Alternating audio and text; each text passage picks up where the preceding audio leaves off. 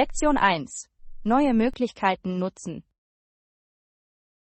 Ich freue mich über die neuen Möglichkeiten, die vor mir liegen.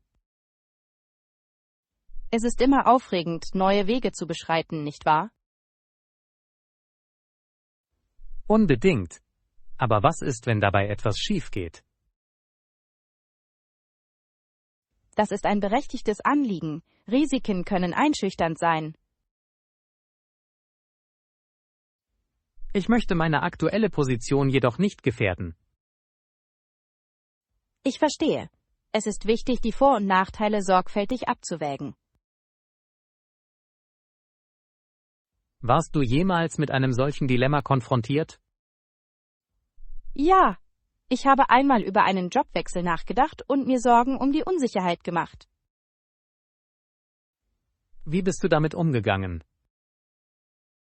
Ich habe eine Liste mit möglichen Vor- und Nachteilen erstellt. Das klingt praktisch. Das muss deine Gedanken geklärt haben. Das hat es wirklich getan. Mir wurde klar, dass Wachstum oft von Unbehagen herrührt. So wahr. Die besten Erfahrungen können entstehen, wenn sie unsere Komfortzonen verlassen. Genau. Und selbst wenn die Dinge nicht wie geplant laufen, lernen wir wertvolle Lektionen. Das ist eine positive Sichtweise. Jeder Rückschlag kann als Sprungbrett für zukünftigen Erfolg dienen. Ich schätze deine Perspektive.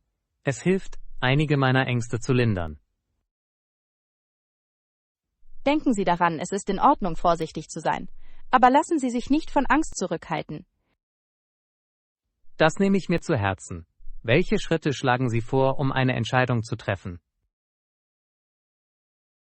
Forschung ist entscheidend. Sammeln Sie Informationen über die neue Gelegenheit.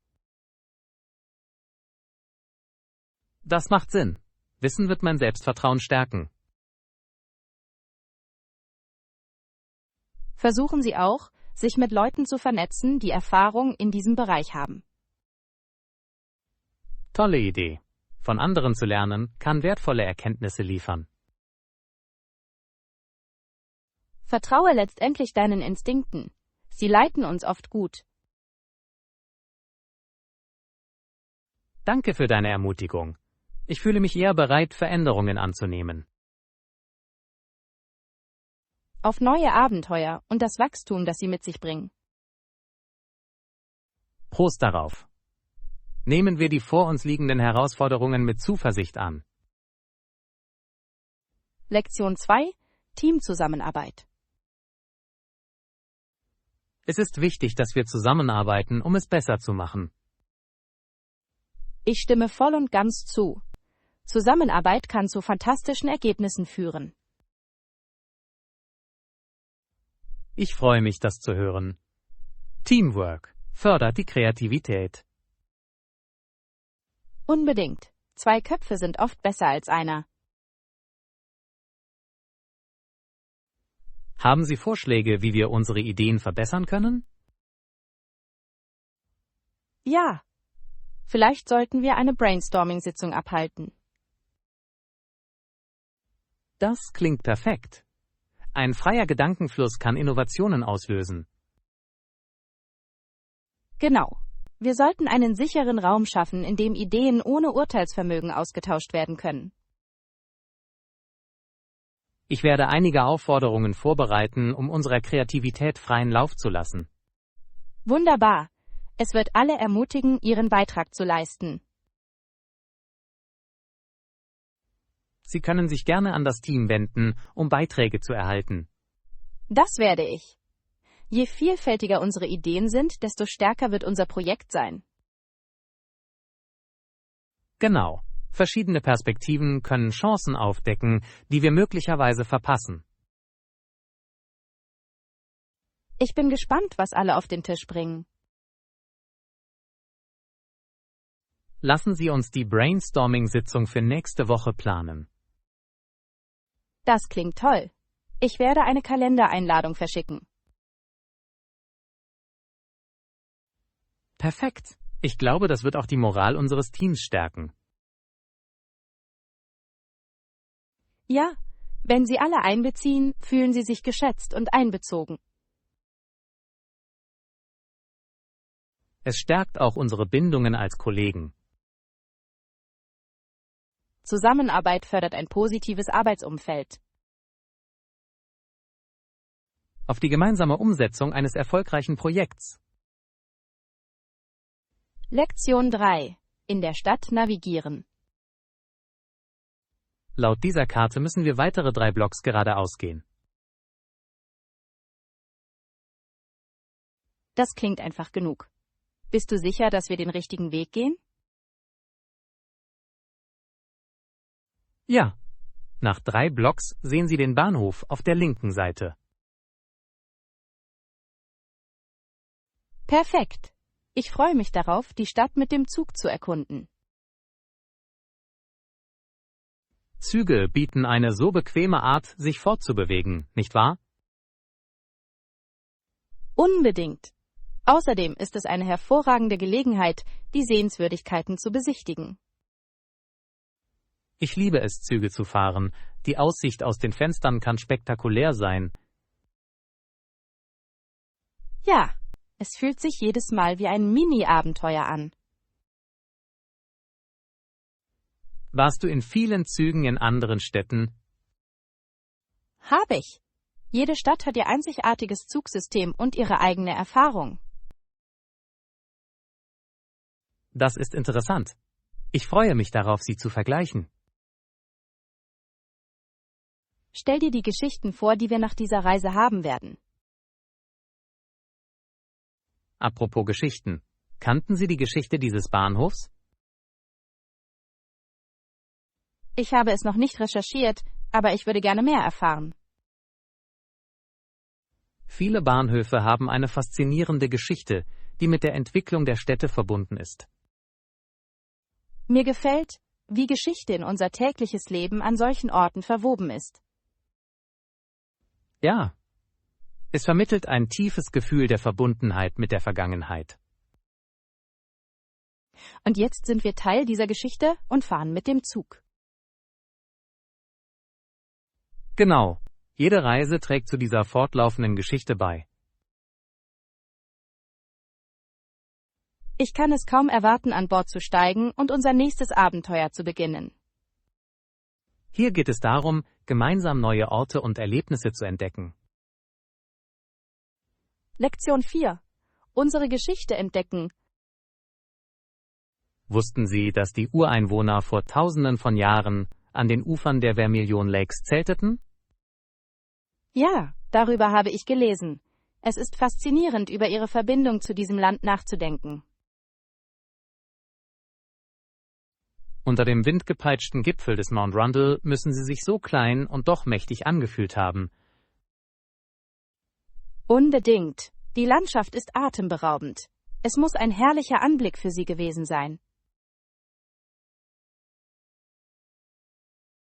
Ich kann mir nur vorstellen, wie sie sich an die wechselnden Jahreszeiten an den Seen angepasst haben. Definitiv. Das Leben im Einklang mit der Natur erfordert viel Geschick und Wissen. Welche Aspekte ihrer Kultur findest du am interessantesten? Ich bin besonders fasziniert von ihren Erzähltraditionen. Oral History ist eine so reiche Art, Kultur zu bewahren. Ich stimme zu. Ihre Geschichten verbinden Generationen und halten ihre Geschichte lebendig. Und die Verbindung zur Natur zeigt sich in vielen dieser Geschichten. Ja, die Natur spielte in ihrem täglichen Leben eine entscheidende Rolle, von der Jagd bis hin zu spirituellen Überzeugungen. Ich bewundere auch, wie sie das Land respektiert haben. Nachhaltigkeit war der Schlüssel zu ihrer Lebensweise. Diesen Respekt vor der Umwelt sollten wir heute alle lernen, uns zu eigen zu machen. Unbedingt. Es ist wichtig, um unseren Planeten für zukünftige Generationen zu erhalten. Ich fühle mich von ihrer Widerstandsfähigkeit und ihrem Einfallsreichtum inspiriert. Ich auch. Wir sollten uns bemühen, ihr Erbe zu ehren und daraus zu lernen. Hier geht es darum, die Geschichte zu würdigen, die unsere Gegenwart prägt. Lektion 5. Die Naschkatzenkultur. Einer meiner Lieblingskekse muss Chocolate Chip sein. Schokoladenkekse sind Klassiker. Nordamerikaner sind bekannt für ihre Naschkatzen. Unbedingt. Das bedeutet, dass sie zuckerhaltige Leckereien mehr als alles andere genießen. Ja, es ist faszinierend, wie Desserts eine wichtige Rolle beim Feiern und beim Komfort spielen. Apropos Abwechslung. Hast du neben Chocolate Chip noch einen bestimmten Keks, den du magst? Ich liebe Haferflocken-Rosinenkekse. Sie fühlen sich herzhaft und gesund an. Haferflockenrosinen verleihen der Kekswelt einen Hauch von Raffinesse. In der Tat, es ist, als würde man gleichzeitig einen Keks und einen Snack essen. Hast du jemals versucht, sie zu Hause zuzubereiten? Hab ich. Der Geruch von Plätzchen erfüllt das ganze Haus. Das ist einer der besten Düfte. Es weckt schöne Erinnerungen. Definitiv. Kekse sind oft an Familientraditionen und Zusammenkünfte gebunden. Welche anderen Kekse lieben Nordamerikaner Ihrer Meinung nach? Sie scheinen auch Erdnussbutterkekse zu genießen. Sie haben einen so einzigartigen Geschmack. Ja! Und vergessen wir nicht die Snickerdoodles. Diese Zimtzucker sind unwiderstehlich. Snickerdoodles sind herrlich. Ich liebe ihre zähe Textur. Ich glaube, Kekse können jeden den Tag versüßen. Stimmst du nicht zu? Unbedingt. Sie können einen langweiligen Nachmittag in einen schönen verwandeln. Sollen wir bald versuchen, zusammen ein paar Kekse zu backen? Das klingt nach einem lustigen Plan. Ich bin immer bereit für ein Backabenteuer. Hier geht es darum, süße Erinnerungen mit Keksen zu kreieren. Lektion 6. Frühstücksgeplänkel. Guten Morgen. Ich hoffe, du hattest bis jetzt einen wunderschönen Tag. Dir auch einen guten Morgen. Das tue ich auf jeden Fall. Hast du schon gefrühstückt? Eigentlich noch nicht. Ich hatte gehofft, Sie könnten mich über die Frühstücksoptionen aufklären, die Sie hier anbieten. Natürlich.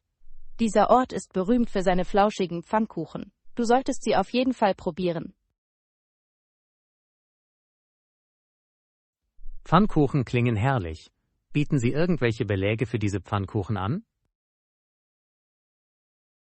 Ja. Sie haben frisches Obst, Ahornsirup und sogar Schlagsahne, wenn Sie sich verwöhnen lassen möchten. Schlagsahne klingt verlockend. Was ist mit herzhaften Optionen? Sie haben einen fantastischen Avocado-Toast, garniert mit pochierten Eiern. Es ist eine beliebte Wahl hier. Avocado-Toast liegt wirklich voll im Trend. Gibt es irgendwelche Beilagen?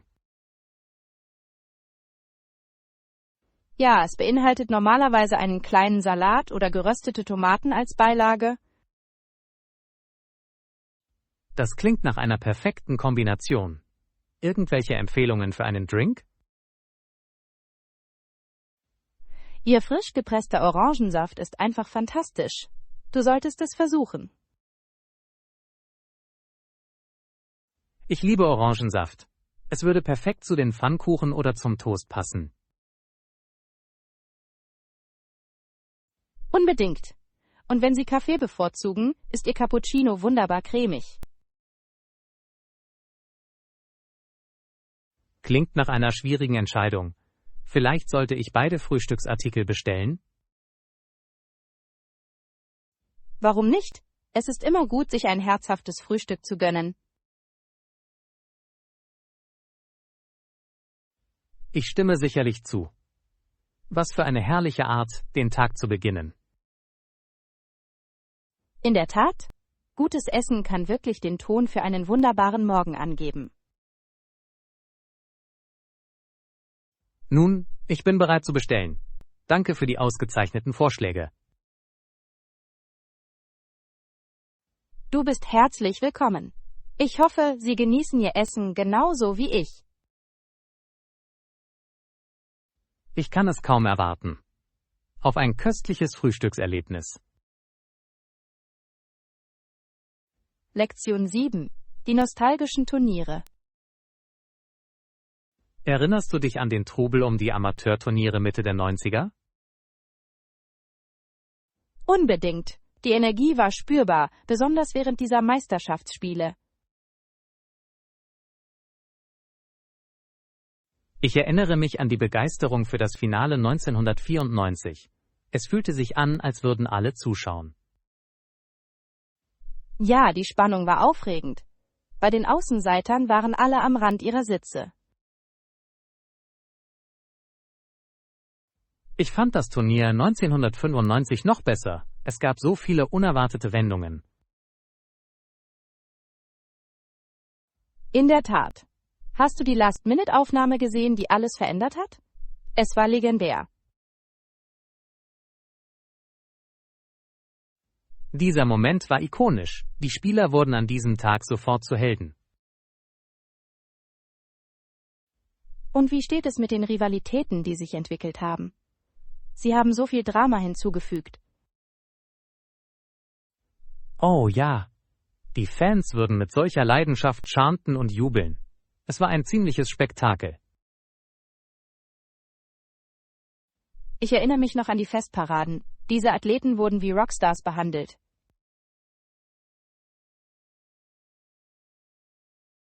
Es war faszinierend zu sehen, wie sie von Amateuren zu Profis wurden. Stimmt, viele von ihnen hatten eine unglaubliche Karriere. Die Turniere waren ein Sprungbrett für so viele aufstrebende Athleten. Ja, und sie haben eine ganze Generation von Sportbegeisterten inspiriert, nicht wahr?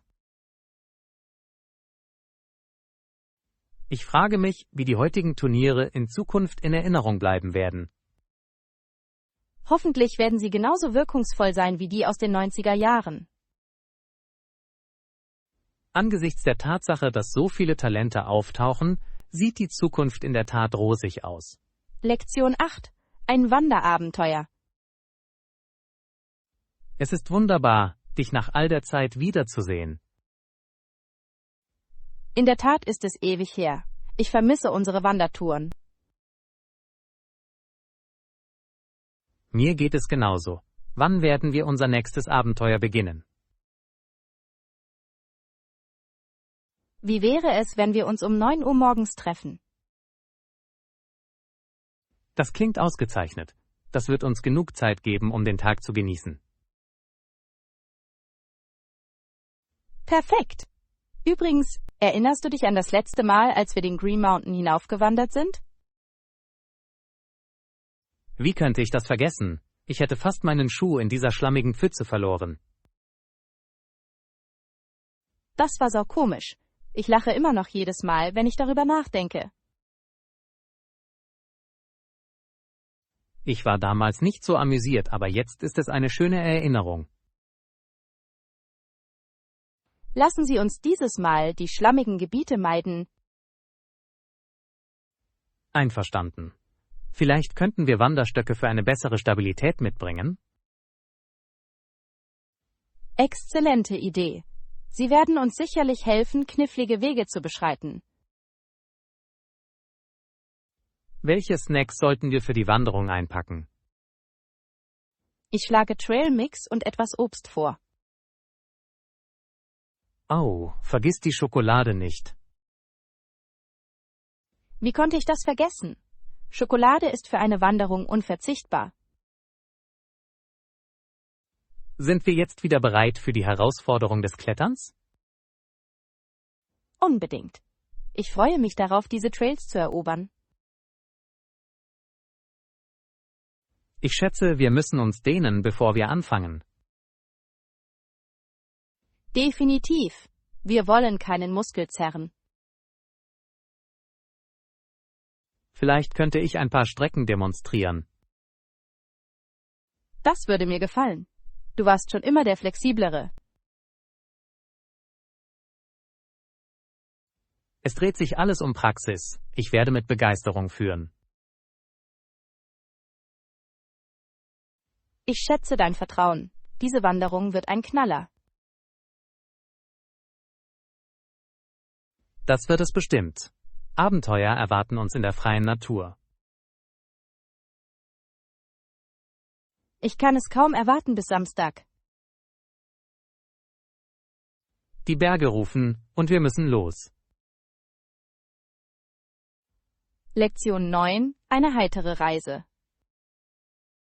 Es ist wunderbar, an einem so friedlichen Ort zu entspannen, nicht wahr? In der Tat. Ich glaube, dass eine stressfreie Reise für ein erfüllendes Erlebnis unerlässlich ist. Ich könnte nicht mehr zustimmen. Freude am Reisen zu finden, kann die eigene Perspektive erheblich verbessern. Genau. Was ist deiner Meinung nach der Schlüssel zu einer stressfreien Reise? Ich denke, eine gute Planung ist unerlässlich. Zu wissen, was einen erwartet, kann viele Sorgen lindern. Das ist wahr.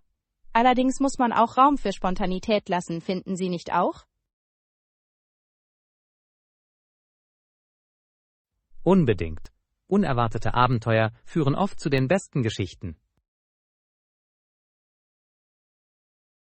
Ja. Stellen Sie sich vor, Sie stoßen bei der Erkundung auf ein verstecktes Juwel eines Restaurants. Oder entdecken Sie einen geheimen Strand, der in keinem Reiseführer steht. Nun, das wäre eine entzückende Überraschung. Wir sollten einen Pakt schließen, um Spontanität zu fördern. Damit bin ich voll und ganz einverstanden. Lassen Sie uns diese Reise unvergesslich machen. Wunderbar. Welches Ziel sollten wir für dieses Abenteuer in Betracht ziehen? Wie wäre es mit einer malerischen Küstenstadt? Das Meer bringt immer Ruhe. Das klingt perfekt. Frische Luft, wunderschöne Aussichten und köstliche Meeresfrüchte erwarten uns. Und vielleicht können wir uns einigen Strandaktivitäten wie Kajakfahren hingeben. Ja, und wir müssen auch ein Picknick bei Sonnenuntergang am Strand planen. Nichts geht über die Schönheit eines Sonnenuntergangs am Meer. Das klingt idyllisch. Ich spüre schon die Freude an der Planung dieses Abenteuers. Ich auch. Lassen Sie uns sicherstellen, dass jeder Moment voller Lachen und Spaß ist. In der Tat. Auf unsere stressfreie Reise liegt vor uns. Prost darauf. Lassen Sie uns dafür sorgen, dass jeder Schritt zählt. Lektion 10. Wanderpläne. Es ist ein wunderbarer Tag zum Wandern, nicht wahr? In der Tat. Ich kann es kaum erwarten, wieder darauf einzugehen. Um wie viel Uhr sollten wir uns treffen? Wie wäre es, wenn wir uns um 9 Uhr treffen? So können wir das Beste aus dem Tag machen. Hört sich gut an. Sollen wir etwas für die Wanderung mitbringen? Ja, ich denke, wir sollten ein paar Snacks einpacken. Wandern verbrennt viel Energie. Tolle Idee. Welche Art von Snacks bevorzugst du? Ich schlage vor, wir bringen etwas Trailmix und Müsliriegel mit. Sie sind leicht zu tragen. Perfekt. Ich bringe auch etwas frisches Obst mit. Nichts geht über einen Apfel auf dem Trail. Unbedingt. Frisches Obst sorgt für eine nette Note. Was ist mit Wasser? Wir dürfen Wasser nicht vergessen. Vor allem während einer Wanderung ist es wichtig, ausreichend Flüssigkeit zu sich zu nehmen. Ich bringe für jeden von uns eine große Flasche mit. Vorsicht ist besser als Nachsicht. Genau. Sollten wir für alle Fälle auch ein Erste-Hilfe-Set in Betracht ziehen? Exzellenter Gedanke. Ein kleines Kit reicht aus. Es ist besser, auf alles vorbereitet zu sein. Ich stimme zu. Und was ist mit Sonnencreme? Wir können Sonnenschutz nicht übersehen. Recht hast du. Ich werde sicherstellen, dass ich welche einpacke. Wir wollen keinen Sonnenbrand bekommen. Das wird ein aufregendes Abenteuer. Ich kann es kaum erwarten, auf die Trails zu gehen. Ich auch. Lassen Sie uns einen unvergesslichen Tag in der Natur verbringen. Lektion 11. Die Suche nach bedeutungsvollen Souvenirs. Dieser Markt ist absolut herrlich, nicht wahr? In der Tat. Ich finde es toll, dass jeder Stand seinen eigenen Charme hat. Ich bin fest entschlossen, ein Souvenir zu finden, das eine Geschichte erzählt. Das ist ein fantastisches Ziel. Hinter jedem Gegenstand sollte eine Geschichte stehen. Ja. Vielleicht eine handgefertigte Halskette? Eine Halskette könnte wunderschön sein. Welche Geschichte würde es erzählen? Vielleicht symbolisiert es Freundschaft oder Abenteuer. Oder es könnte die lokale Kultur repräsentieren. Das wäre wunderbar. Genau. Ich glaube, ein Souvenir sollte uns mit dem Ort verbinden, den wir besuchen. Einverstanden. Lass uns weitersuchen. Ich bin sicher, Sie werden das perfekte Stück finden. Danke für deine Ermutigung. Wie wäre es mit einem traditionellen Töpferstück? Die Töpferei kann reich an Geschichte sein. Jedes Muster hat oft eine einzigartige Bedeutung. Das ist wahr. Es ist faszinierend, wie Kunst durch Design Geschichten erzählen kann. Vielleicht hat der Künstler eine Geschichte über seine Arbeit zu erzählen. Ich würde diese Geschichte gerne hören. Es verleiht dem Stück so viel Wert. Wie wäre es mit diesem farbenfrohen Wandteppich?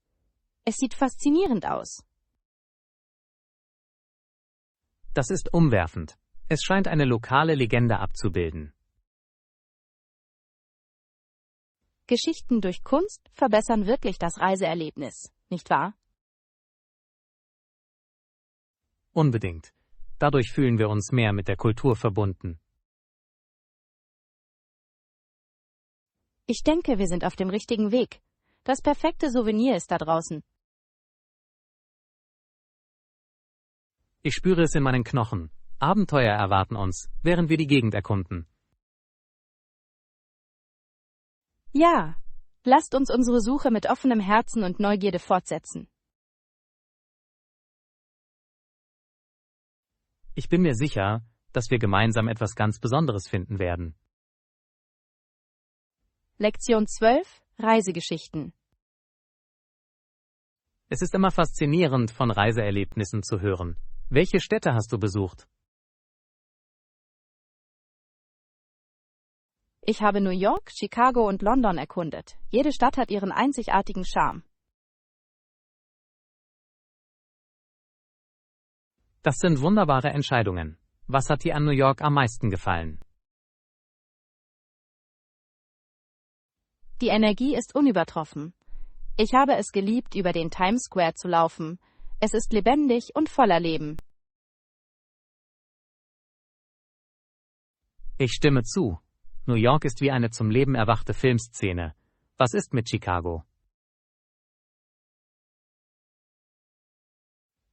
Chicago hat eine atemberaubende Architektur. Ich war erstaunt über die Skyline. Die Aussicht vom Willis Tower ist atemberaubend. Bist du hochgegangen? Ja, habe ich. Auf der Glasleiste zu stehen war aufregend und erschreckend zugleich. Das klingt nach einem ziemlichen Erlebnis. Wie wäre es mit London? London hat eine reiche Geschichte. Ich habe es genossen, den Tower of London zu besuchen und die Kronjuwelen zu sehen. Diese Juwelen sind großartig. Hast du es auch geschafft, den Buckingham Palace zu sehen? Ja, habe ich. Den Wachwechsel mitzuerleben war wie in ein Märchen einzutauchen. Wie faszinierend. Jede Stadt hat ihre eigenen Geschichten zu erzählen. In der Tat, und ich glaube, dass Essen auch bei diesen Erfahrungen eine große Rolle spielt. Sehr wahr. Was war dein Lieblingsgericht in New York? Ich würde sagen, die Pizza im New Yorker Stil. Es ist einfach unwiderstehlich. Ah, Pizza. Eine klassische Wahl. Was ist mit Chicago?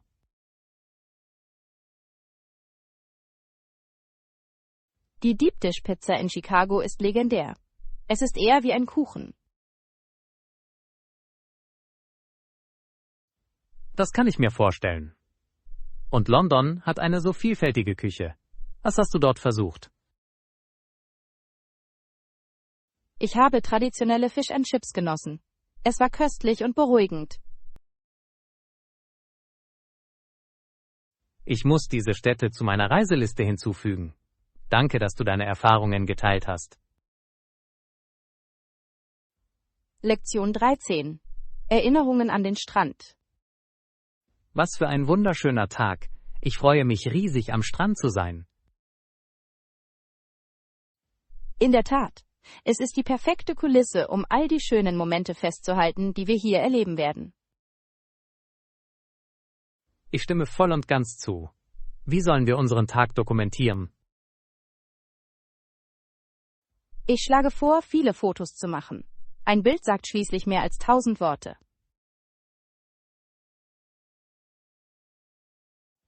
Unbedingt. Wir könnten ein lustiges Fotoalbum für diese Reise erstellen. Das klingt herrlich. Vielleicht können wir sogar ein paar Fotos machen, während wir in den Wellen spielen. Ich kann mir schon vorstellen, wie wir lachen, wenn die Wellen über unseren Füßen krachen.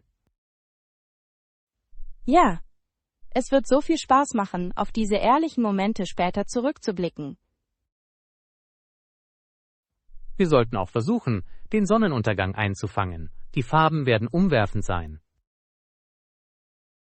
Tolle Idee. Ein Sonnenuntergangsfoto verleiht unserem Album einen romantischen Touch. Ich bringe meine Kamera mit, um sicherzustellen, dass wir die besten Aufnahmen machen. Wunderbar. Ich werde auch eine kleine Videokamera mitbringen. Wir können unsere Abenteuer filmen.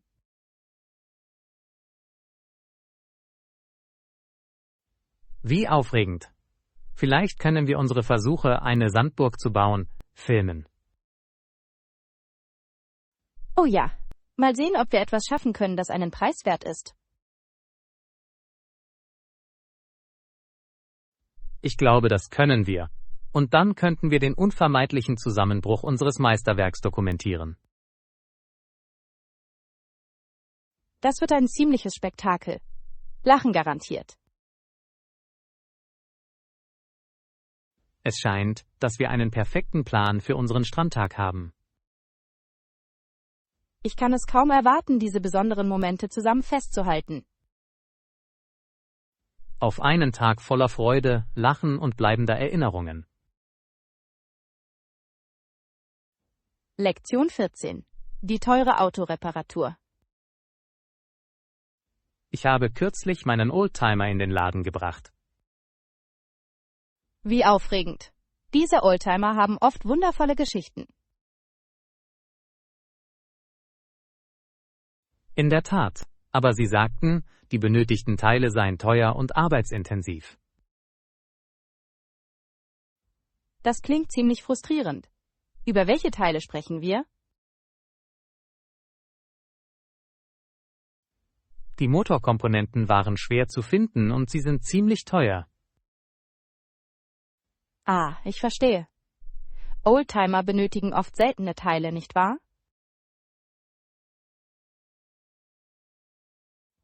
Ja. Mir war nie bewusst, wie schwierig es sein würde, es wiederherzustellen. Restaurierung kann gewiss eine Herzensangelegenheit sein. Denken Sie darüber nach, damit weiterzumachen?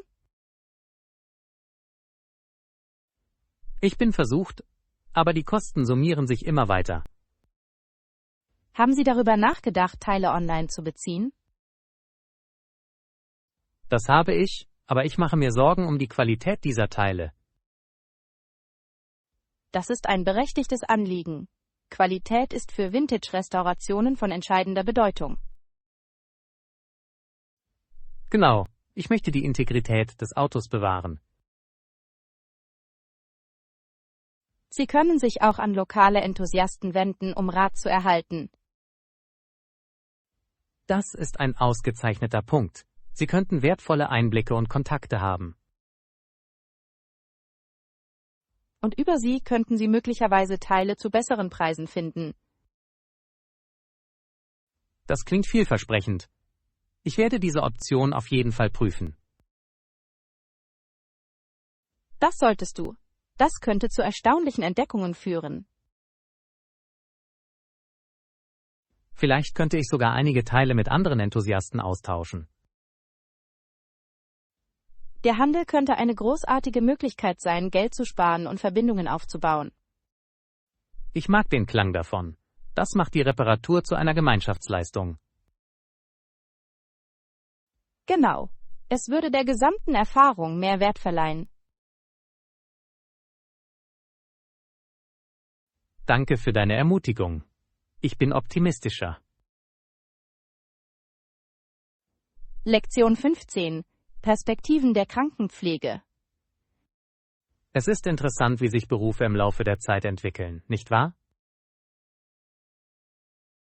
Unbedingt. Manche Karrieren schienen früher weniger vielversprechend zu sein, wie zum Beispiel Krankenpflege.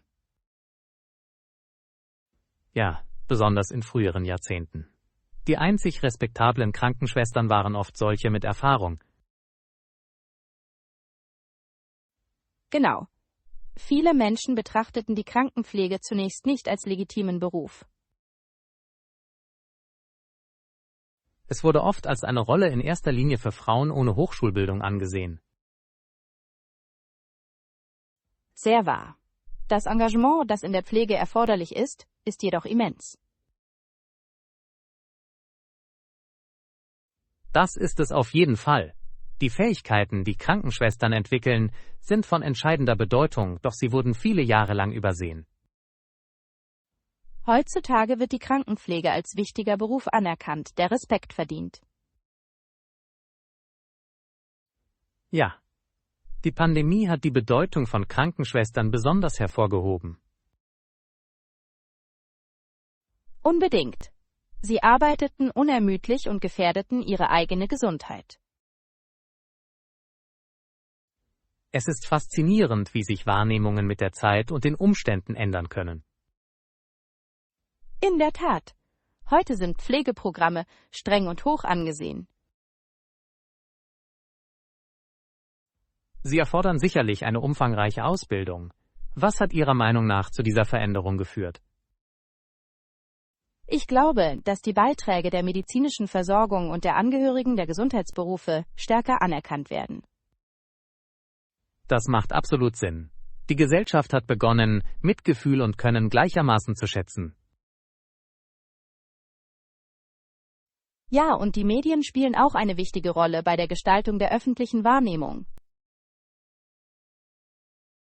Fernsehsendungen und Filme haben die Krankenpflege in einem viel positiveren Licht dargestellt. Ich stimme zu. Dies kann neue Generationen dazu inspirieren, Krankenpflege als Beruf in Betracht zu ziehen. Hoffentlich verblasst das Stigma der Vergangenheit weiter. Das ist die Hoffnung. Jeder Beruf hat seine Herausforderungen, doch alle können respektiert werden. Gut gesagt, hier geht es darum, die harte Arbeit und das Engagement der Krankenschwestern auf der ganzen Welt zu feiern. Lektion 16. Projektumfang und Details. Es ist aufregend, den Umfang dieses Projekts zu besprechen, nicht wahr? Unbedingt. Es gibt so viele Möglichkeiten zu erkunden. Lassen Sie uns die Details durchgehen. Wo sollen wir anfangen? Ich schlage vor, mit den Zielen zu beginnen. Sie legen den Grundstein. Das ist eine geniale Idee. Klare Ziele sorgen dafür, dass das Team konzentriert bleibt. In der Tat. Was sind deine Gedanken zum primären Ziel? Ich glaube, die Steigerung der Kundenbindung sollte unser Hauptaugenmerk sein. Das ist ein wertvolles Ziel. Engagierte Kunden sind für das Wachstum unerlässlich. Genau. Nun, wie steht's mit der Zeitleiste? Ein realistischer Zeitplan ist entscheidend. Es hält alles auf Kurs. Stimmt. Wir müssen sicherstellen, dass wir die Zeit mit Bedacht einteilen. Sollen wir auch mögliche Herausforderungen berücksichtigen? Ganz gewiss. Herausforderungen frühzeitig zu erkennen, kann uns später Zeit sparen. Ich stimme zu. Welche Herausforderungen sehen Sie voraus? Vielleicht Ressourcenbeschränkungen oder unerwartete Marktveränderungen. Das sind berechtigte Bedenken. Welche Maßnahmen sollten wir ergreifen? Ich schlage regelmäßige Check-ins vor, um Probleme umgehend zu lösen. Das klingt effektiv. Kommunikation ist entscheidend für den Erfolg. Ja, es fördert Teamwork und Zusammenarbeit. Apropos Teamarbeit. Wie viele Teammitglieder werden wir einbeziehen? Ich schlage ein bunt gemischtes Team vor, das verschiedene Perspektiven einbringt.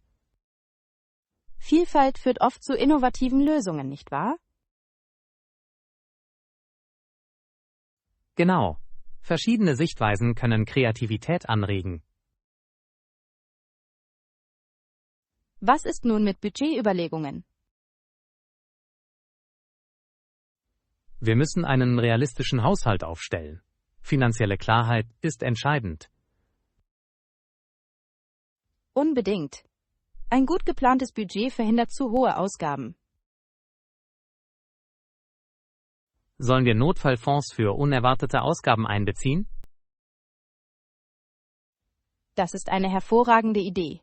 Flexibilität ist in jedem Projekt unerlässlich. Ich bin von diesem Plan überzeugt. Wir haben viele Aspekte berücksichtigt. In der Tat, dieses Projekt hat ein großes Erfolgspotenzial. Ich freue mich darauf, dies dem Team vorzustellen. Ich auch. Sorgen wir dafür, dass wir uns gründlich vorbereiten. Mit einem soliden Plan werden wir mit Sicherheit beeindrucken. Lektion 17. Sorgen beim Sprachenlernen überwinden. Ich mache mir oft Sorgen um meine Sprachkenntnisse. Du bist nicht allein. Vielen Lernenden geht es genauso. Es kann entmutigend sein, fließend zu kommunizieren. Ja, aber Beständigkeit macht wirklich einen Unterschied. Wie bleibst du in deiner Praxis konsistent? Ich setze mir kleine Tagesziele. Das motiviert mich. Das ist ein kluger Ansatz. Ich setze mir oft zu hohe Ziele und lasse mich entmutigen. Es ist wichtig, kleine Siege zu feiern. Sie summieren sich. Das macht Sinn. Ich sollte mich mehr auf meinen Fortschritt als auf Perfektion konzentrieren. Genau. Eine Sprache zu lernen ist eine Reise, kein Rennen. Manchmal habe ich Angst, beim Sprechen Fehler zu machen. Fehler sind ein natürlicher Teil des Lernens. Sie helfen dir, dich zu verbessern. Du hast recht. Ich muss meine Fehler mehr akzeptieren. Betrachte sie als Sprungbrett. Jeder Fehler bringt sie der Sprachkompetenz näher. Ich mag diese Perspektive. Wie übst du das Sprechen? Ich versuche Sprachpartner zu finden. Konversation ist von unschätzbarem Wert. Das klingt effektiv. Ich sollte auch Partner suchen. Und vergiss die Sprach-Apps nicht. Sie können unglaublich hilfreich sein. Ich habe gute Dinge über sie gehört. Welches empfiehlst du? Ich verwende gerne eine, die sich auf Sprech- und Hörübungen konzentriert. Das ist genau das, was ich brauche. Ich vernachlässige oft meine Hörfähigkeiten. Zuhören ist entscheidend. Es hilft dir auch, verschiedene Akzente zu verstehen. Wie schaffst du es, trotz eines vollen Terminkalenders konsequent zu üben? Ich widme jeden Tag nur 15 Minuten. Es hält die Gewohnheit am Leben. Das ist überschaubar. Ich werde versuchen, das in meine Routine zu integrieren. Konsequenz ist der Schlüssel. Selbst ein bisschen an jedem Tag reicht schon aus. Das sehe ich. Es ist ermutigend zu wissen, dass ich keine Stunden brauche. Unbedingt. Übe einfach weiter und du wirst im Laufe der Zeit Verbesserungen sehen. Danke für die Motivation. Ich fühle mich schon selbstbewusster. Ich freue mich. Unterstützen wir uns gegenseitig auf dieser Reise zum Sprachenlernen. Ich freue mich auf unsere gemeinsamen Fortschritte. Lektion 18. Der Geist von Weihnachten. Weihnachten ist ein so wichtiger Feiertag, nicht wahr? In der Tat. Es bringt Menschen auf einzigartige Weise zusammen. Viele Menschen nehmen sich die ganze Woche frei von Arbeit und Schule. Ja, es bietet eine wunderbare Gelegenheit zum Ausruhen und Feiern. Ich finde es immer interessant, wie sich Traditionen zwischen den Kulturen unterscheiden. Unbedingt. Verschiedene Länder feiern Weihnachten in unterschiedlichen Stilen. Einige konzentrieren sich auf Familienfeiern, während andere festliche Mahlzeiten betonen. Genau. Haben Sie schon einmal ein traditionelles Weihnachtsessen aus einem anderen Land probiert? Hab ich. Ich habe einmal ein schwedisches Weihnachtsfest mit Hering und Fleischbällchen genossen. Das klingt köstlich. Das wollte ich schon immer mal erleben. Das solltest du. Die Vielfalt der Gerichte macht es noch spezieller. Was sind deine liebsten Feiertagstraditionen? Ich schmücke den Baum gerne mit meiner Familie. Es bringt alle zusammen. Das ist eine schöne Tradition. Der Baum wird immer zum Mittelpunkt. Das tut es wirklich. Was ist mit dem Schenken? Schenken kann sehr bedeutsam sein. Es zeigt Wertschätzung für geliebte Menschen. Ich stimme zu. Manche Leute kreieren sogar personalisierte Geschenke. Diese werden oft am meisten geschätzt. Einzigartige Geschenke können eine Geschichte erzählen. Apropos Geschichten, hast du eine liebste Weihnachtserinnerung? Ja, ich erhielt einmal einen Überraschungsbesuch von einem alten Freund. Es war magisch. Das muss wunderbar gewesen sein. Überraschungen können Ferien unvergesslich machen. Das können sie. An Weihnachten geht es darum, schöne Momente zu schaffen.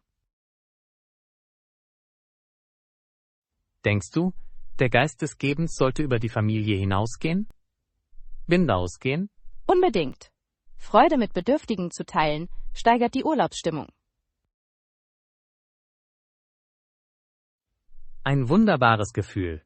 Viele Organisationen organisieren in dieser Saison Fahrten. Ja, es ist herzerwärmend zu sehen, wie Gemeinschaften zusammenkommen. Vergessen wir nicht die Freude an der Weihnachtsmusik. Oh, die Weihnachtslieder, sie sorgen wirklich überall für festliche Stimmung. Ich könnte Ihnen den ganzen Tag zuhören. Sie rufen eine solche Wärme hervor. In der Tat. Jedes Lied birgt eine Erinnerung, die die Jahreszeit zu etwas Besonderem macht. Das war ein wunderbares Gespräch. Weihnachten ist wirklich magisch. Lektion 19. Schritte zum Erfolg. Ich finde, dass kleine Schritte entscheidend sind, um etwas zu lernen. Unbedingt. Es verhindert, dass man sich überfordert fühlt. Hast du schon einmal versucht, etwas zu schnell zu lernen? Ja, es kann frustrierend sein. Ich verliere oft meine Motivation, wenn die Dinge zu kompliziert werden. Genau. Ich habe gelernt, dass Geduld eine Tugend im Lernprozess ist. Das ist es wirklich. Wenn Sie sich jeweils auf ein Konzept konzentrieren, ist alles leichter zu verstehen. Welche Strategien verwenden Sie, um sicherzustellen, dass Sie die Dinge Schritt für Schritt angehen? Ich erstelle eine Checkliste mit zu behandelnden Themen. Es hält mich organisiert und konzentriert. Das ist eine tolle Idee. Manchmal vergesse ich, was ich schon gemeistert habe. Das ist üblich. Das erneute Aufgreifen früherer Themen kann auch das Verständnis stärken. Wie bleibst du motiviert, während du kleinere Schritte machst? Ich belohne mich, nachdem ich jeden Schritt abgeschlossen habe. So macht alles Spaß. Belohnungen sind unerlässlich. Ich gönne mir oft etwas Leckeres, nachdem ich ein schwieriges Kapitel beendet habe. Das klingt unterhaltsam.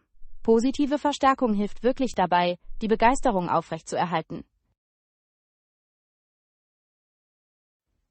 Haben Sie kleine Schritte für Ihr nächstes Lernziel vor? Ich möchte das öffentliche Sprechen üben. Ich habe vor, mit kurzen Präsentationen zu beginnen. Das ist effektiv. Wenn Sie mit kleinen Präsentationen beginnen, können Sie Ihr Selbstvertrauen stärken. Genau. Jede Präsentation dient als Grundlage für die nächste. Ich sollte dieselbe Strategie anwenden, um meine Schreibfähigkeiten zu verbessern. Das würde gut funktionieren. Wenn Sie mit kurzen Absätzen beginnen, können Sie Klarheit schaffen. Das werde ich auf jeden Fall versuchen. Danke für den Vorschlag. Es ist mir eine Freude. Zusammen können wir lernen und wachsen.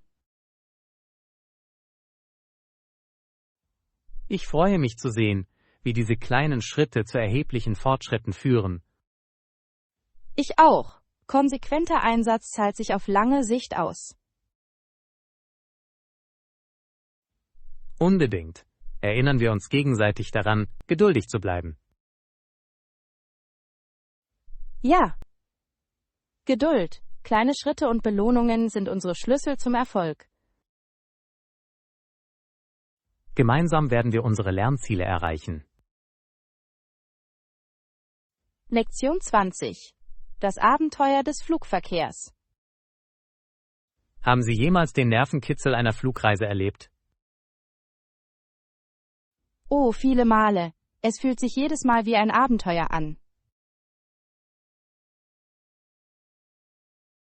Ich stimme zu. Ein interessanter Aspekt ist das Durchqueren der Wolken. Es ist magisch, nicht wahr? Die Wolken sehen aus wie flauschige Zuckerwatte. Genau. Es ist einer meiner Lieblingsmomente während eines Fluges. Es ist etwas Surreales, über den Wolken zu fliegen. Wussten Sie, dass Wolken in großen Höhen ganz anders sein können? Ja, sie können dünn und dünn wirken, fast ätherisch.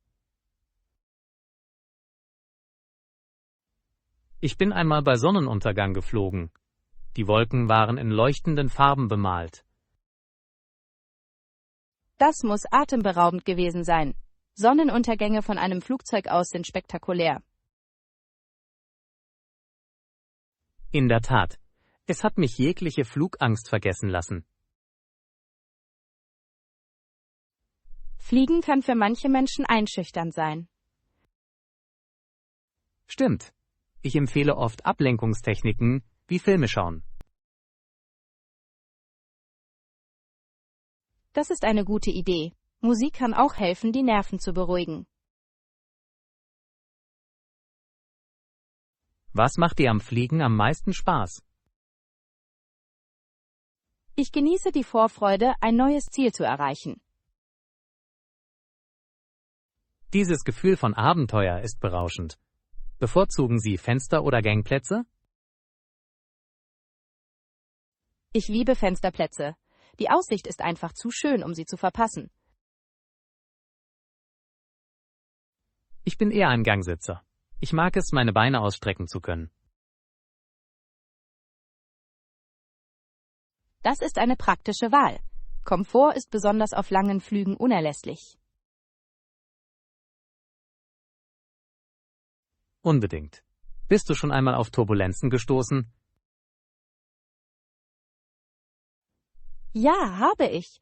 Es fühlte sich an wie eine Achterbahnfahrt am Himmel. Das ist eine interessante Art, es zu beschreiben. Es kann jedoch beunruhigend sein. In der Tat. Aber ich erinnere mich daran, dass Piloten für diese Momente geschult sind. Das ist beruhigend. Während eines Fluges ist es wichtig, der Crew zu vertrauen. Das ist es auf jeden Fall. Sie erledigen alles mit solcher Professionalität. Fliegen Sie lieber am Tag oder in der Nacht? Ich bevorzuge Tagesflüge. Die Aussicht ist angenehmer. Das sehe ich. Nachtflüge können etwas rätselhaft sein. Ja! Du weißt nie, was unten in der Dunkelheit liegt. Jeder Flug hat seinen einzigartigen Charme. Reisen erweitert wirklich unseren Horizont.